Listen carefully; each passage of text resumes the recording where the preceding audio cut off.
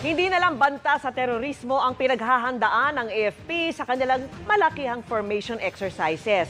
Dagdag na rin sa pagsasanay ng mga Army Reservists ang senaryo sakaling sakupin ang Pilipinas ng ibang bansa. Sa isang lalawigang kilala sa pagiging tahimik at payapa, pinili ng AFP Northern Luzon Command na magsanay ng 100 residente bilang Army Reservists. Mula paggamit ng baril hanggang combat skills, tinuruan ang ilang taga Batanes. Bagamat nakaharap sa Taiwan, nakairangan pa rin ng China. Gusto lang ng Defense Department na siguruhing combat ready sila kung kailanganin. Pinag-aanda ngayon ng AFP ang residente ng Batanes, mapamatanda man o bata, babae, upang idepensa ang bansa laban sa China at sa posibleng digmaan na mangyayari sa hinaharap.